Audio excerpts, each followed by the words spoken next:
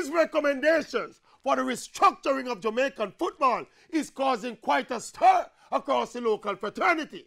Just looking at these documents, we're seeing where the regional body, CONCACAF, had some rankings for some key elements of local football.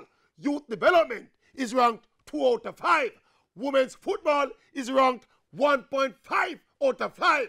Our professional league, administration, and infrastructure all ranked 3.7 out of 5. And the highest grade of 4 out of 5 goes to the referees.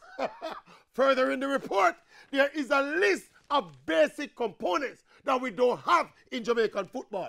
There is no national knockout competition, no national under 20, under 15, or under 17 competition.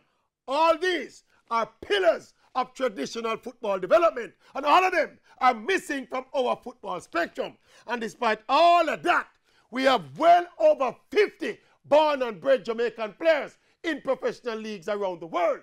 Jamaica has qualified for 5 FIFA World Cup final tournaments, including a senior men's and a senior women's World Cup final. We are the number 4 ranked team in CONCACAF and the number 48 ranked football team in the world. Yes. Unless say we are miracle worker.